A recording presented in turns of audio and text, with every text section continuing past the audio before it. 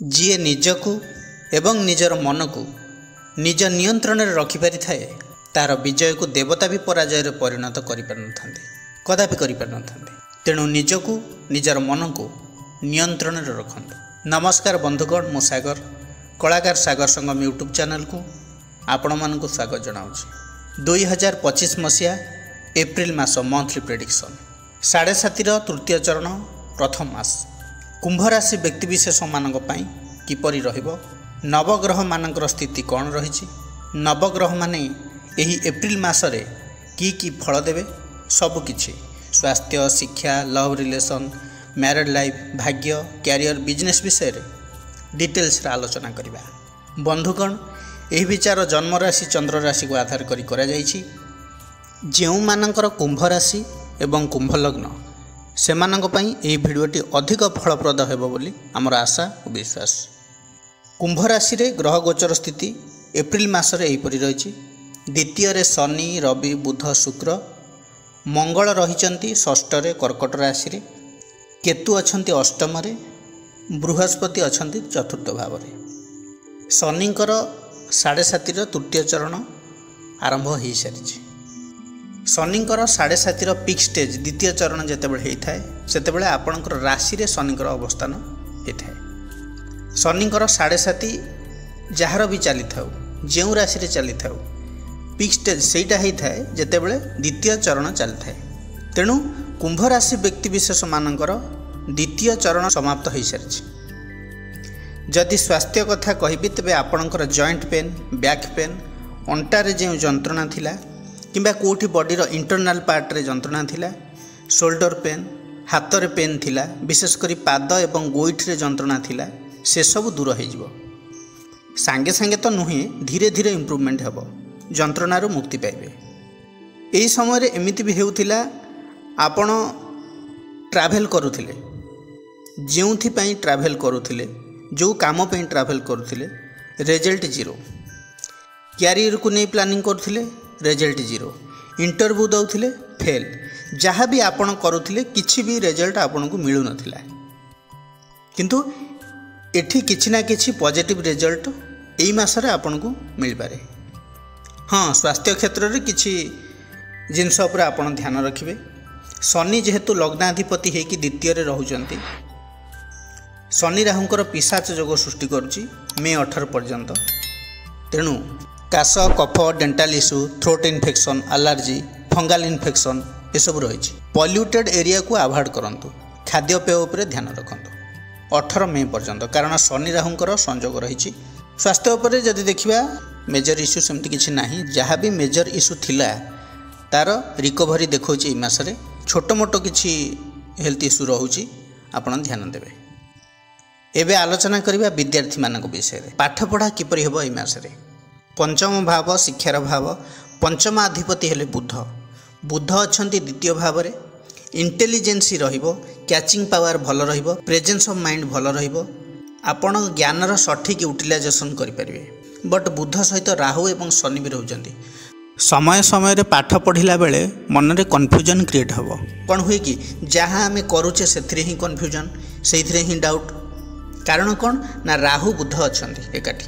ରାହୁଙ୍କର କାମ ହେଲା ସବୁ କ୍ଷେତ୍ରରେ କନଫ୍ୟୁଜନ୍ ସୃଷ୍ଟି କରିବା। ରାହୁ ଅନ୍ୟର ପାୱାରକୁ ନେଇଥାନ୍ତି, କିନ୍ତୁ କେତୁ ଅନ୍ୟକୁ ପାୱାର ଦେଇଥାନ୍ତି। ରାହୁ ଅନ୍ୟଠାରୁ ପାୱାରକୁ ଛଡ଼େଇ ନେଇଥାନ୍ତି। ଏଠି କ'ଣ ହେଉଛି ନା, ଆପଣ ପାଠ ପଢ଼ୁଛନ୍ତି କିନ୍ତୁ ମାଇଣ୍ଡରୁ ସ୍ଲିପ୍ ହୋଇଯାଉଛି। ବୁଧ ଯୋଗୁଁ ଆପଣ ଶୀଘ୍ର ମନେ ରଖୁଛନ୍ତି କିନ୍ତୁ ରାହୁ ପାଇଁ ଶୀଘ୍ର ଭୁଲି ଯାଉଛନ୍ତି। ଏଇଭଳି ସମସ୍ୟା ଦେଖିବାକୁ ମିଳିପାରେ। ଯଦି ଆପଣଙ୍କର ଏକ୍ଜାମ୍ ଅଛି ଏପ୍ରିଲ 14 ପରେ, ତେବେ ଆପଣଙ୍କ ପାଇଁ ଭଲ ରହିବ। 80% ଏଜୁକେସନ୍କୁ ନେଇ ଭଲ ରହିଛି। ଏପ୍ରିଲ ମାସର ସେକେଣ୍ଡ ୱିକ୍ ଠାରୁ ଇମ୍ପ୍ରୁଭମେଣ୍ଟ ରହିଛି। ଆଡ଼ମିସନ୍ କରିପାରନ୍ତି, ନୂଆ କୋଚିଂ ଜଏନ୍ କରିପାରନ୍ତି, କମ୍ପିଟେଟିଭ୍ ଏକ୍ଜାମ୍ ପାଇଁ ପ୍ରିପାରେସନ୍ ଆରମ୍ଭ କରିପାରନ୍ତି, ହାୟର ଷ୍ଟଡ଼ି ପାଇଁ ଫର୍ମ ଫିଲ୍ଅପ୍ କରିପାରନ୍ତି। ଭଲ ରହିଛି ଏଜୁକେସନ୍କୁ ନେଇକି। ଯଦି ଓଭରଅଲ୍ ଦେଖିବି ତାହେଲେ 70% ଭଲ ଅଛି। ଏବେ ଆଲୋଚନା କରିବା ଆପଣଙ୍କର ଲଭ୍ ରିଲେସନ୍ ବିଷୟରେ। ପଞ୍ଚମ ଭାବ ଲଭ୍ ରିଲେସନ୍ର ଭାବ। ଏହି ଭାବରୁ ଶିକ୍ଷା ବିଷୟରେ ବିଚାର କରାଯାଏ। ଏହି ଭାବରୁ ସନ୍ତାନ ବିଷୟରେ ବି ଜଣାପଡ଼େ।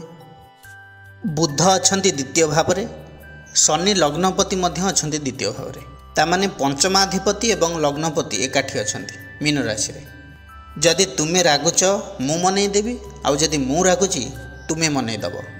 एक कथा मु कहीं कहूँ बंधुगण, हाँ जदि फास्ट लॉर्ड एवं सेवेंथ लॉर्ड एका सांगे रही था आपण एवं आपणकर जो पार्टनर जहाँ आप मैरेज करेंगे एका सांगे रहिले कौन हुए कि बहुत भल फल मिले। ठीक सेमिति फास्ट लॉर्ड एवं फिफ्थ लॉर्ड एका सांगे रहिले बहुत भल फल मिले। जेते भी लड़ाई झगड़ा करंतु ना कहीं झगड़ा पछरे जो प्रेम थाए ताठारु द्विगुण होता है। जेते भी जहाँ हो जाऊ लव रे कमी होबार नहीं ए मासरे। द्वितीय भाव में शनि बुध फास्ट लॉर्ड एवं फिफ्थ लॉर्ड एकाठी झगड़ारे प्रेम रहिबो, जिद्दी रे भी प्रेम रहिबो, कथाबार्ता रे प्रेम रहिबो, अभिमान रे भी प्रेम रहिबो। खाली प्रेम ही प्रेम देखा जाउछि। अरे अरे अरे अरे एते प्रेम भितर राहु पुणी एठी कोठु आसले। हाँ राहु भी अछंती। राहुंकर काम है कन्फ्यूजन सृष्टि करवा, केतेबेले केमती डाउट क्रिएट करिथाए। तेणु आपणक भितर जदि सेमिति किछि आसुछि तेबे निज निज भितर आलोचना करी फास्ट से प्रॉब्लम को सॉर्ट आउट करंतु, आपन पे भल रहइबो। एबे आलोचना करिबा वैवाहिक जीवन विषय रे। आपणकर मैरिड लाइफ किपरि कटिबो। सप्तम भाव हेउछि वैवाहिक जीवनर भाव। सप्तमाधिपति हेले रवि। रवि रहुचंती द्वितीय भाव रे।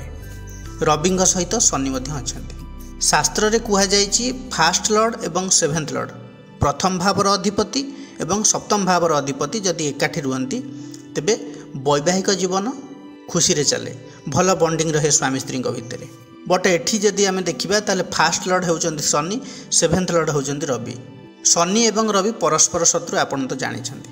तेणु संपर्कटा मु सिंह हेले तुमे बाघ, केई काहाकू लड़ाई रे छाड़िबेनी, किंतु एकाठी रहिबे। मुंड फटाफटी पछे हो जाऊ, मेडिसिन पछे लगा लगी हो जिवे, किंतु परस्पर को छाड़ी रही पारिबेनी। झगड़ा करिवे किंतु एकाठी रहिबे। से छाड़ जहाँ भी हो। रवि एप्रिल 14 ठारू तृतीय भाव को जिवे, मंगलंक गृह रे उच्चस्थ रहिबे। मैरिड लाइफ बेटर रहिबो, किंतु आपणकर लाइफ पार्टनरंकर ट्रैवल जोग रहिछि। बिजी शेड्यूल्ड भितर रही पारंती। जदि जॉब करूछंती तेबे वर्कलोड रही पारे, कामर प्रेशर रहिबो, किंतु सेथिरे सक्सेस हेबे, बेनिफिट भी पाइबे। अनेक दिनरू आपण जो चेष्टा करुथिले जॉब पाई ट्राई करुथिले तेबे एई एप्रिल 14 तारिख ठारू भल समय आसी जाउछि। आपण जो बारंबार फेलियर होइथिले सक्सेस हेबे। आपणकर लाइफ पार्टनरंकर मध्य इम्प्रूवमेंट रही। फाइनेंशियल ग्रोथ देखौछि एई मासर शेष भागरे। मैरिड लाइफ बहुत भल रहिबो एप्रिल 14 तारिख ठारू। एबे आलोचना करिबा सबुठारु महत्वपूर्ण टॉपिक भाग्य, कैरियर एवं बिजनेस विषय रे। आपणकर भाग्य भाव नवम भाव, भाग्याधिपति हेले शुक्र रहिचंती द्वितीय भाव रे। भाग्य बहुत भल रहिछि एई एप्रिल मासरे, कारण शुक्र उच्चस्थ रहउचंती धन स्थान रे एवं लग्नपति शनि सहित।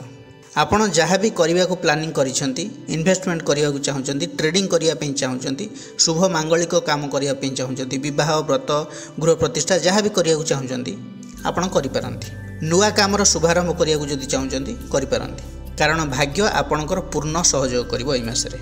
कैरियर दृष्टि जदि देखिबा दशमाधिपति आपणकर मंगल, मंगल रहउचंती षष्ठ भाव रे एप्रिल 5 तारिख ठारू। मंगलकर दृष्टि रहिबो द्वादश भाव को। दशम भावर कनेक्शन द्वादश भाव सहित रहिबो। लॉन्ग ट्रैवल देखौछि, कौनसी काम को नहीं ट्रैवल करि पारंती। जो माने फॉरेन जीवा को चाहूतिले, वीजा पासपोर्ट रे प्रॉब्लम रहितिला, से प्रॉब्लम सॉल्व हो जिवो, कन्फर्म भी हो जिवो, फॉरेन जीवार बाट फेटी जिवो। मंगल षष्ठ भाव रे रहउचंती नीचस्थ। शत्रु मानक पाखरु दूरे रुहंतु, फेक पीपल सहित फ्रेंडशिप करंतु नहीं, पॉलिटिक्स रे फसंतु नहीं। आपण ए समय एनर्जेटिक तो रहिबे, नुआ नुआ काम शिखापी प्रयास करेंगे। मंगलंकर अष्टम दृष्टि मध्य जन्म राशि को भी रोचे। तेणु आपण निज काम रे, निजर वर्किंग प्लेस रे, आपणकर एनवायरमेंट रे एग्रेसन देखंतु नहीं। जहाँ भी आपणकर प्रेजेंटेशन दबार अच्छी पोलाइट भाव में दियंतु। जोठी भी काम करुछंती, जहाँ भी काम करुछंती पोलाइट रुहंतु। कॉन्फिडेंस लेवल आपणकर भल रहिबो, एनर्जेटिक रहिबे। एप्रिल 14 पर आपणकर कर्मक्षेत्र में पॉजिटिव अधिक देखा मिलिबो, काम रे इम्प्रूवमेंट मध्य हेबो। किंतु मंगल जेहेतु षष्ठ भाव में अच्छी, ये देखौछि कि बेले बेले शत्रुता मध्य सृष्टि हो पारे। कार्यक्षेत्र में निजर कर्मचारी मानक सहित आर्गुमेंट हो पारे, बा से माने आपण सहित आर्गुमेंट करि पारंती। आपणक नाँ रे कंप्लेन भी करि पारंती आपणकर सीनियर ऑफिसर पाखरे, बॉस पाखरे।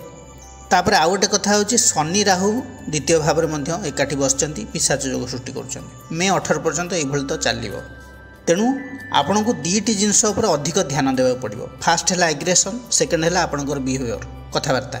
जल्दीबाजी रे किसी स्टेप नियंतु नहीं। एप्रिल 14 पर रवि जितेबाला उच्चस्थ हो जॉब पॉसिबिलिटी रहिबो।